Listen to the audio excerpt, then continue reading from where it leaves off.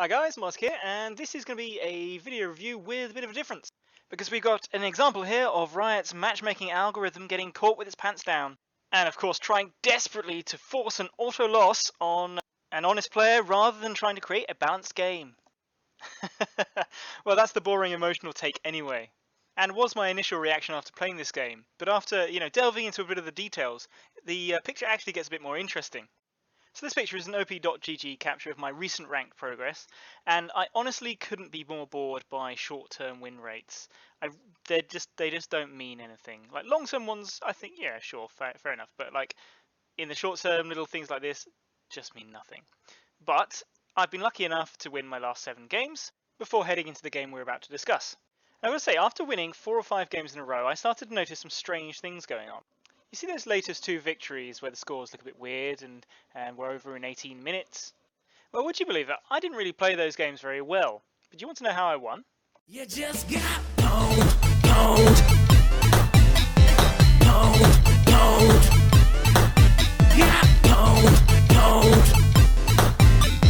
Blah, blah, blah, blah, blah. You just got owned. Got owned.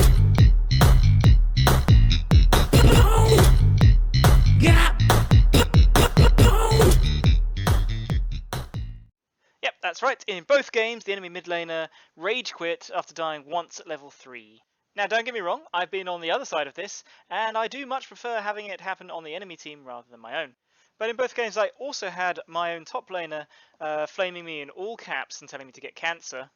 For in the Garen game, I died during a tower dive in which we killed the Garen and he lost a big crashing wave, but I didn't time jumping out of my ult and taking the last tower shot correctly. And in the Tryndamere game, we died 1v2 against the Darius a couple of times. And I appreciate that's frustrating. Spacing that fight is very unforgiving. But you'd think the progress going on in the rest of the map with a Titanic mid laner would give you a bit of perspective. And it might well be a bit of a coincidence, but I admit the suspicion started to creep in that maybe the game was trying to put me with more volatile players. And I happened to luck out on those coin flips, but they certainly weren't very enjoyable games. So now we come to the game that finally brought the win streak to its end. So spoiler alert, this was a significant stomp, and when I checked out the players afterwards, it's not really that much of a surprise. So what I've displayed here are the peak ranks for each of the accounts in this game, and you might notice that their Ivern was a bit of an odd one out. That account has been Diamond 2 in 2 seasons at least, and has never been ranked lower than Platinum. I think I faced 2 or 3 Diamond players before in Normals and Flex Queue. So it's pretty rare I get the opportunity to play against players who've reached this level. So I thought that might make this game, which was otherwise a complete team diff, worth studying. But what I'm showing here looks like a bit of an egregious oversight on the part of the matchmaking algorithm. So before we get into the game, I just want to unpack it a bit. So here I'm breaking down the players from blue team and red team in terms of their current rank, the rank they were at when we went into this game, the highest rank or the peak rank that account has ever achieved, the MMR or estimated MMR from What's My MMR website, the account's win rate over the 10 games previous to playing this game, and the win streak of the accounts prior to playing this game. So my understanding is that Riot's matchmaking system puts players together based on their MMR and tries to balance the MMR between teams. And I think recently something's been added to try to prevent 5 division gap between players in terms of rank. And so you can see by looking at the current ranks of each team, actually we are within those 5 divisions. Because at Silver 4, I'm the only person who's completed their placement games on my team, and their Diamond player is only Gold 4. When looking at peak rank, this criteria doesn't hold and isn't supposed to, largely due to the fact that of the presence of the Diamond 2 and the Gold 1 player or the Silver 4 players. And in case I don't get to or forget to do this later in the video, shout out to the Morgana, Silver 4, but I thought she played really well. So then we get to MMR, the big one, the main determinant of people being put together in this game. If we look at the average MMR of each team, we can see there's a bit of a discrepancy with blue being higher than red, and this is driven by the Ivern having a much higher MMR and by me having a much lower MMR than the other players. Neither bot lane had enough games for the calculator to calculate their MMR, but Riot's system will have a number for them, and we can infer that the red team's bot lane numbers were probably higher than the blue team's. So if I'm honest, and if the missing MMRs follow the pattern from the estimates of those that we have, it seems reasonable to me that the average MMR of both teams is actually pretty close. I have to make clear here that the MMR numbers I've got here are from a calculator that's fan-made and are not the actual MMR values that the game uses, but from everything I've seen of it, it seems to be fairly accurate. Win rate over the last 10 games turned out to be a difficult metric because more than half the players in it hadn't played enough. But it's notable that the red team, driven by myself and our bot lane, have been rather more successful recently than those on the blue team. So ultimately, to me, this looks like the game has done a really quite a good job of balancing the teams based on the numbers that we can assume that it roughly has. However, the vast gulf in player skill you're about to witness rather embarrasses this balance call. And in this case at least, the best prediction for the game's outcome would have come from taking into account the peak rank of each player. Going back to my previous accusation that the game was trying to punish me for my win streak by putting me in games it planned me to lose, what I'm seeing here makes that hard to substantiate, although it is still very hard to shake that feeling.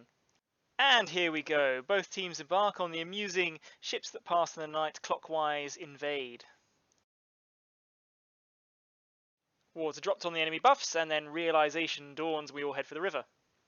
Diamond Ivern engages overconfidently and gets slapped back to Fountain, giving me my first mark. I'm happy to take that, but my team wants more.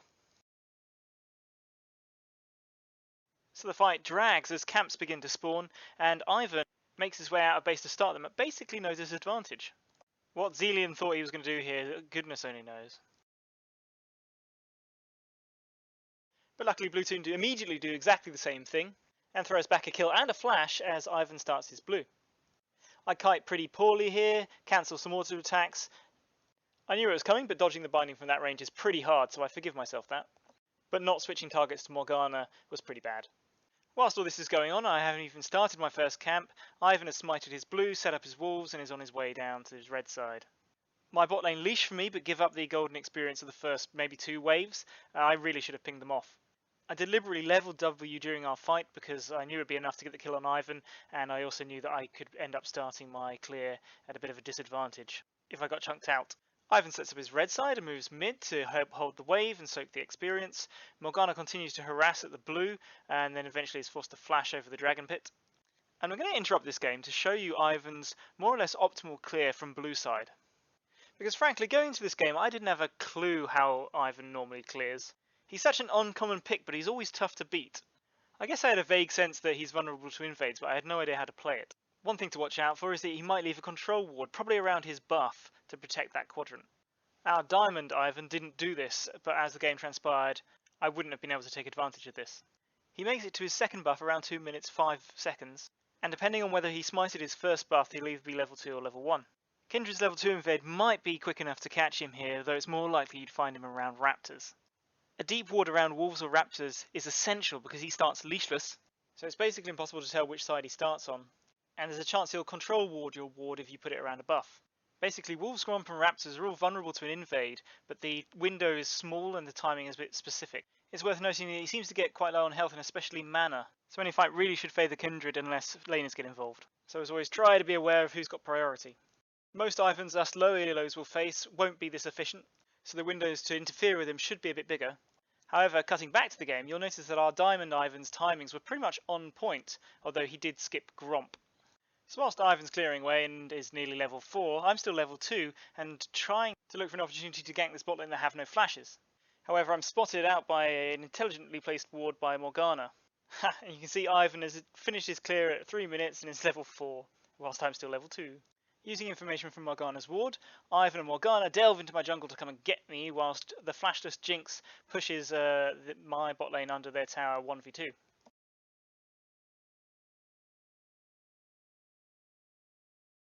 Disastrously, I'm looking at the fight going on in mid lane and reset my wolf camp. Otherwise I would have taken this and be gone just as they arrive, but instead I'm forced to burn my flash and have to reset, although at least I did get my own camp.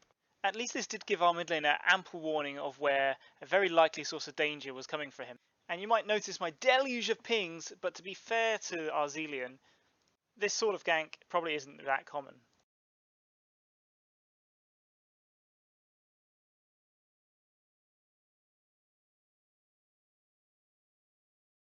and Ivern only just gets away with it by the skin of his teeth. Meanwhile, our heroic bot lane are just about able to survive that lone Jinx.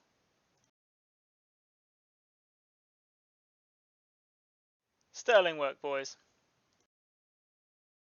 But despite seeing this stalwart professionalism, the Ivern figures he's got just about enough health for another gank. Meanwhile, your hero is terrified that I've got no mid lane or top lane prio, and Ivern has every incentive to be contesting my mark and potentially contesting my red buff. But as it turns out, there's a better play to be made.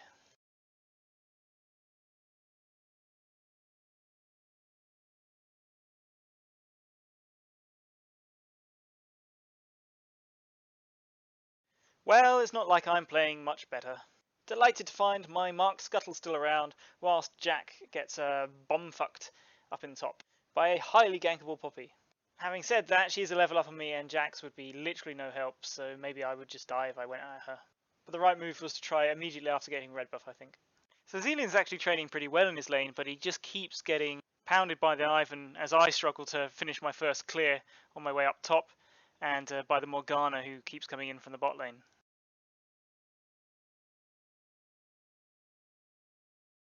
I move into counter jungle when I probably should be looking to gank top or mid. I look for the gank, but the timing's no longer right.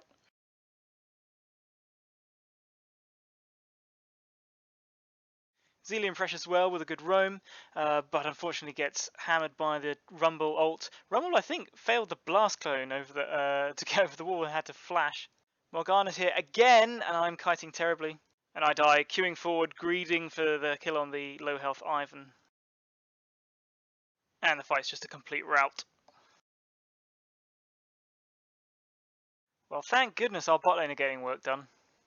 Looks like they came close to winning that trade.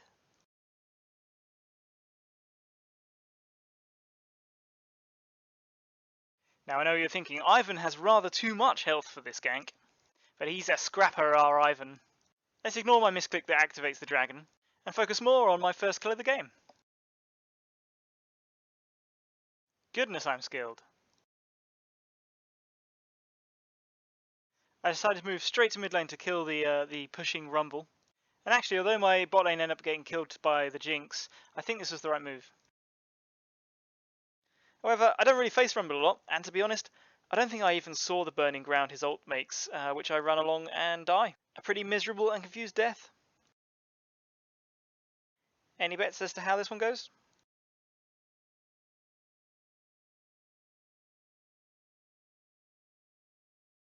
Who'd have thought it? Zelian's trying his best, but given Morgana's penchant for roaming, and the fact that we're just getting back onto the map, he gets pretty savaged. I judge correctly that there's nothing I can do for him, and opt to take my mark from the scuttle, with the time he buys me. Thresh moves out of range, so I can't get to the lantern. And then as we know we're being chased down the river, I'm torn between following Thresh's suicidal vendetta against Jinx, or running to the tower for safety. End up doing neither, dying pitifully and getting questioned by my bot lane. I needed to flash the stuns, but it wasn't quick enough. I probably should have Q flashed in anticipation that Morgana would anticipate my flash. As it is, the rest of this is everyone else getting killed. Here we try our luck against the Rumble again. And this time I'm wise to his burning damage and ult preemptively. I knew I wouldn't win, I just hoped to do enough damage that Zelian would be able to finish him off. But it wasn't quite to be, I went in just a bit too early. I managed to sneak away the dragon, which was nice. Then we engage an ambitious fight in the mid. Don't get me wrong, we got to try something, but the execution wasn't quite there. So all I'm trying to do here is sit in the back line as much as that's possible with no front line, and just shoot anything that comes close, and hopefully put enough damage on the enemy that it deters them from pushing and continuing this fight any further. So fight deterred, off I trot to the jungle, but you know it's never over.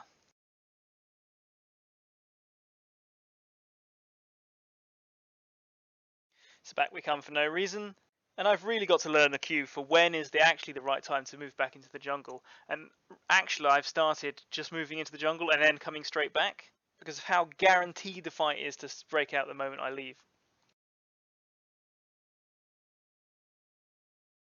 I mean, fuck, my bad. There's only 3 of them against the 1 Jinx.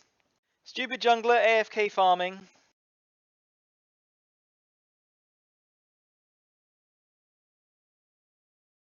Was it really that hard just to fight her? So I'm running top to help Jax, but then Thresh gets into trouble. I thought I could snipe out the Morgana here, but of course the bush is warded and I didn't dodge the binding. Just queued forward in a straight line, good stopwatch. And I get hammered by 2 ults before I can use my own. Everyone continues to get killed.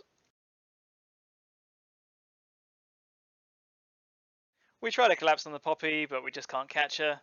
And I end up getting nailed by like 2 or 3 tower shots for my trouble. Rumble on that frickin' ult. So I have to scramble towards Krugs to try to get my health back. My friends die, and it is all because I took those tower shots. Little mistakes cost lives, as we are about to see when I just can't quite save Jax with my ult. That's one of the nearest misses I've had, but ultimately we wouldn't have won anyway, and I should have just left. What is going on? Jinx is just like kryptonite to my team or something.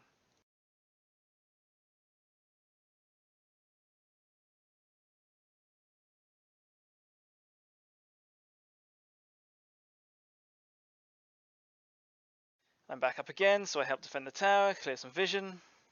Fight breaks out, and I react as soon as I realise what's going on.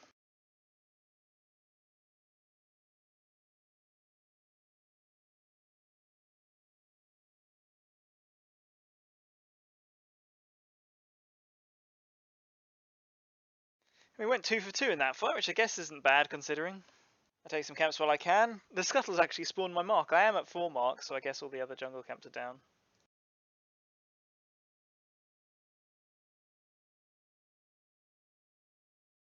This was a bit I'm happy with. So I was holding the tower, and I knew that Ivern and Morgana were going to come around and try to tower dive me with a Poppy. So I just left, and it looks like I did so right on time. The ward sees us leave base. I eat another binding because I can't not get hit by CC, and Zillion chooses to ult me rather than himself. What a gentleman, and overlapping the 2 ults was quite nice. And I briefly make a sacrifice worthwhile by getting out.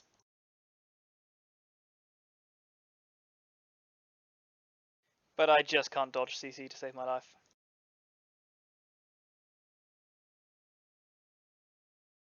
Nice that Jax gets the revenge kill though.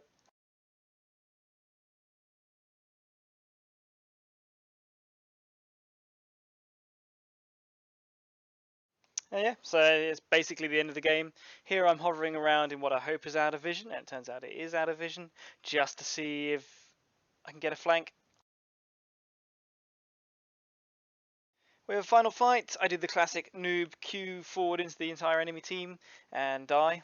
There's obviously no chance of winning, but I at least want to be playing the best I can in any circumstance. And that was just a straight up int. So yeah, hope you found that interesting, and I'll catch you on the next one. Take care.